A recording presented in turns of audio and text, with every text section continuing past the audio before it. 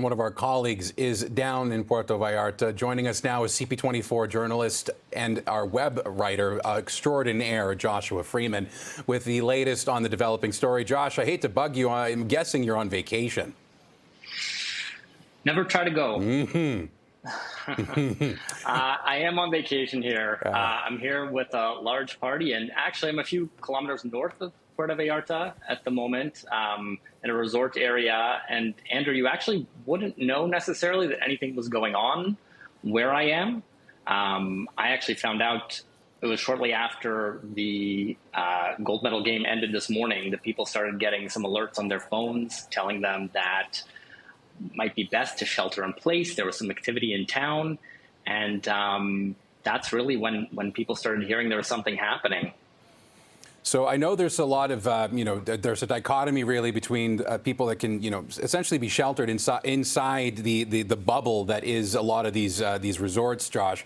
But then on the flip side, we've been talking with Canadians that, are either down for the winter or, snowbirding, or just there for, vacations like you, but or a little longer.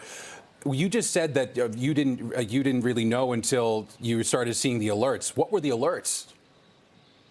So I'm in a large party with people spread out at several different resorts. Some people got no messages, but at least one person got a message on their phone saying there's activity in town, police activity. It's best to stay on the premises and not venture out too far.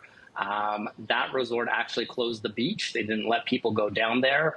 Where I'm staying, there's been no message. The beaches are open nearby, but there aren't too many people down there. So I suppose word has spread, but you can tell that something is happening. There's black smoke you can see rising in the distance at several points around on the horizon. And the lobby is just absolutely jam-packed where I am, with tourists whose flights have been canceled, people who are trying to rebook.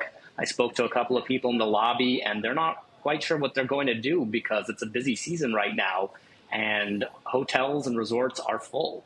So a lot of uncertainty for travelers here. Josh, I know the first rule of journalism is don't become the story, but in your case, what about you? How are you getting back to us so that someone can write our web news? Well, thankfully there's a team for that, but I'm actually not scheduled to come back for another couple of days. I did get an alert on my phone, however, telling me that I am able to rebook if I want to at no charge. So, airlines are trying to pivot to make room on their flights for people who don't have to get back, immediately, to try and see if maybe they're willing to stay a little bit longer. So I thankfully have a couple of days yet before I'm set to go. So I'm not stuck without a place, or I don't have to worry about those travel arrangements just yet, but there are people in my party who are needing to get back to work.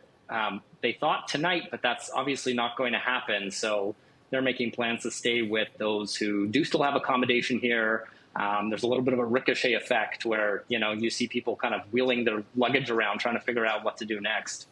Well, I'm glad that you have at least a few more days, and hopefully things are a little bit easier for you getting on your way when it's your turn to come back north to join us. But Josh, very quickly before we wrap up, I know this is a difficult question because you are in a resort right now. Do you have any feeling of unsafe? A feeling unsafe? Andrew, I can't say that I do. If you walk around the resort area here, people are having fun in the sun, much like you'd expect at a resort. You can tell something's a little off. The main road here, which is usually fairly busy during the day, is dead quiet, not a lot of vehicles. Like I said, you can see smoke rising off in the horizon, and you don't quite know what it's about, but there's not really much of a sense of, not being safe here. Life is kind of continuing as you'd expect in a sleepy resort town. So, most people are just concerned about their travel plans and where they're going to stay tonight. Thank you, Josh. We appreciate you joining us, even though you're on vacation. You bet. Thanks to you, Josh Freeman, CP24.com journalist.